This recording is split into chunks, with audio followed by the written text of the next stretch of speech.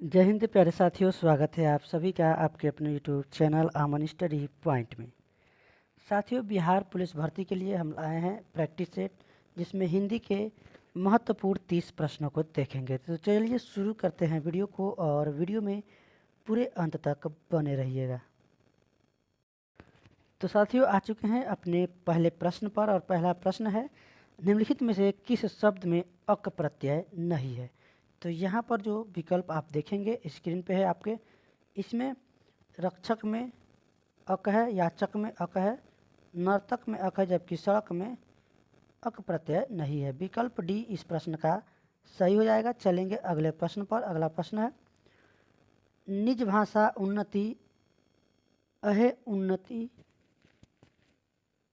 को मूल, यह प्रसिद्ध उक्ति किसकी है। यानी निज भाषा उन्नति अहे सब उन्नति को मूल, यह जो है किसकी पंक्ति है या फिर उक्ति है। महावीर प्रसाद द्विवेदी, गोस्वामी तुलसी प्रसाद, भारतेंदु हरिश्चंद्र या फिर प्रेमचंद्र। तो यह जो है भारतेंदु हरिश्चंद्र की प्रसिद्ध उक्ति है। विकल्प सी यहाँ पर सही हो जाएगा। और ये यूपी बोर्ड के जो क्लास 8 का जो है निज भाषा उन्नति, वहाँ पर ये आपको देखने को मिलेगा। अगला प्रश्न देखेंगे, किस काल को हिंदी साहित्य का स्वर्ण युग कहा गया है। तो स्वर्ण युग कहा गया है, यहाँ पर आप देखेंगे भक्ति काल को हिंदी साहित्य का स्वर्ण युग कहा गया है। विकल्प सी सही हो जाएगा। चलेंगे अगले प्रश्न पर। लोकप्रिय शब्द में समास है। तो जो लोकप्रिय शब्द है तत्पुरुष समास, यहाँ पर विकल्प ए सही हो जाएगा। चलेंगे अगले प्रश्न पर। शुभागमन में कौन सी संधि है। शुभ धन आगमन।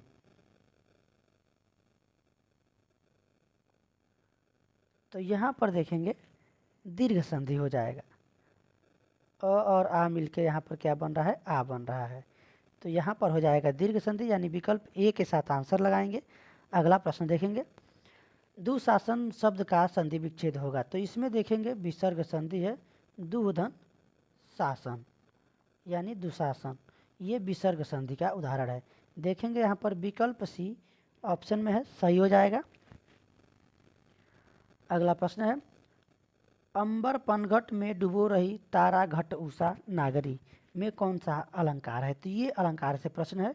और यहाँ पर देखेंगे, यहाँ पर अंबर पनघट में डुबो रही तारा घट, तो जहाँ भी बीच में ये आपको दिख रहा है तारा घट उषा, तो यहाँ पर हो जाएगा रूपक अलंकार।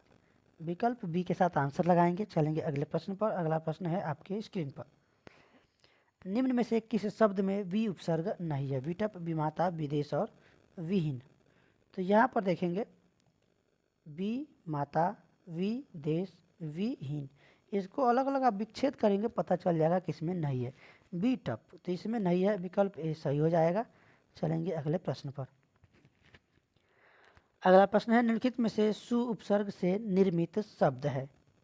और अभी तक आपने वीडियो को शेयर नहीं किया है तो वीडियो को अपने दोस्तों और मित्रों के पास शेयर जरूर कर दीजिएगा, ताकि उन तक भी ये वीडियो पहुंच सके और वो भी इस वीडियो को देखकर वीडियो का लाभ उठा सकें। तो सु उपसर्ग से निर्मित कौन सा शब्द है। तो यहाँ पर देखेंगे सुधन रक्षा, अगर इसको हम संधि विच्छेद करें तो इसका अलग अलग जो है बढ़िया से अर्थ निकल जा रहा है, यानी सी विकल्प यहाँ पर सही हो जाएगा। चलेंगे अगले प्रश्न पर। निम्नलिखित में से कौन सा शब्द इक प्रत्यय से बना है। इक, तो यहाँ पर इसको भी अगर हम अलग अलग करेंगे तो पता चलेगा दैनिक, यानी इक इसमें देख रहे हैं, एक में एक है, सिंक में क है, नायक में इसमें भी नहीं होगा, तो दैनिक हो जाएगा, यानी सी विकल्प के साथ आंसर लगाएंगे। चलेंगे अगले प्रश्न पर। बहेलिया छिपकर शिकार करता है, इसमें आपको बताना है। तो बहेलिया छिपकर क्या करता है, शिकार करता है। व्याध यानी विकल्प बी यहाँ पर सही होगा। चलेंगे अगले प्रश्न पर।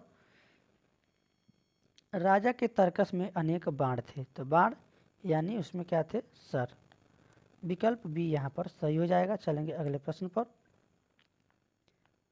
यहाँ पर जो शब्द हैं इसके सही विलोमार्थी यानी अपोजिट शब्द बताना है। विलोम क्रिस का विलोम क्या होगा? तो क्रिस का विलोम हो जाएगा हिस्ट पुस्ट। सी के साथ आंसर लगाएंगे। चलेंगे अगले प्रश्न पर। अगला प्रश्न है आपके स्क्रीन पर।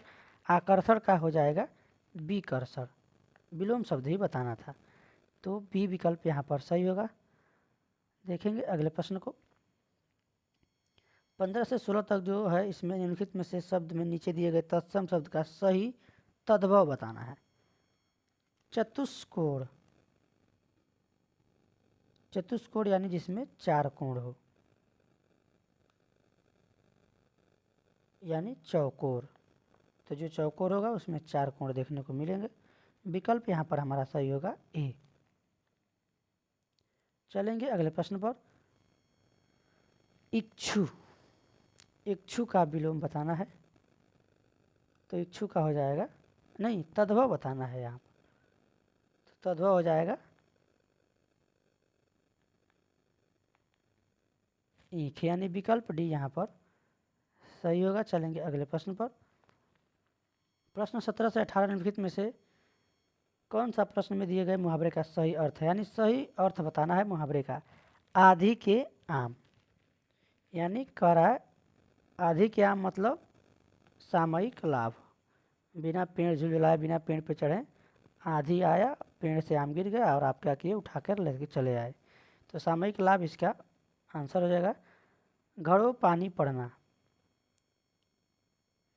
ये प्रश्न जो है बीपीएससी के अभी पेपर में हिंदी में पूछा गया था, लैंग्वेज में, घड़ों पानी पड़ना। तो इसका जो है आंसर जाएगा अत्यधिक लज्जित होना। विकल्प बी सही हो जाएगा।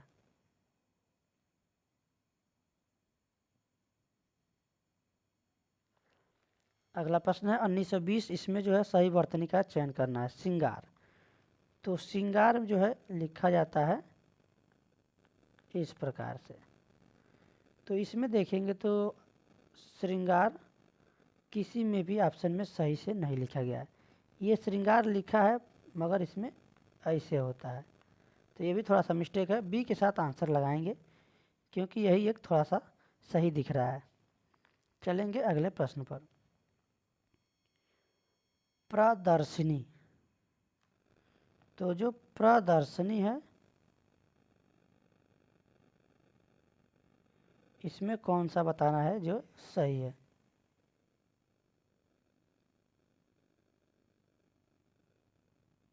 तो इसमें देखेंगे प्रदर्शनी, प्रदर्शन आपने पढ़ा है, दर्शन से दर्शनी, प्रदर्शनी, यानी यहाँ पर आंसर लगाएंगे प्रदर्शनी। छोटी का मात्रा नहीं होगा। बी के साथ सी के साथ आंसर लगाएंगे, सी हो जाएगा। बड़ी का मात्रा इसमें होना चाहिए।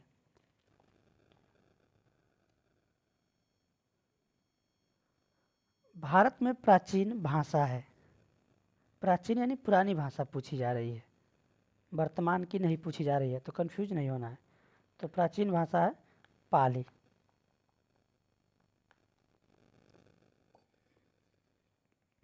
बी के साथ आंसर लगाएंगे। चलेंगे अगले प्रश्न पर।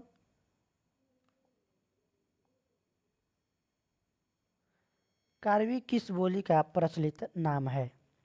तो जो कार्वी है यह खड़ी बोली का प्रचलित नाम है। विकल्प भी सही होगा। चलेंगे अगले प्रश्न पर। अगला प्रश्न है आमदनी शब्द है, तो जो आमदनी शब्द है यह फारसी का शब्द है।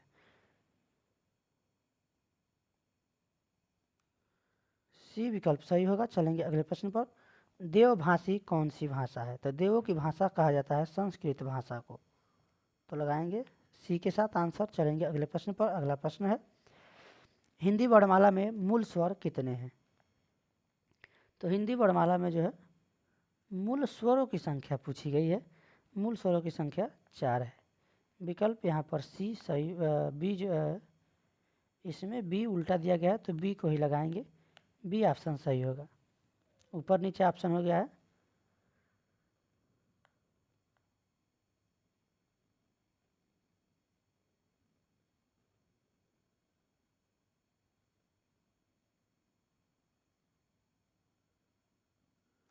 यहाँ पर सी होगा। मूल स्वर कितने हैं? 6।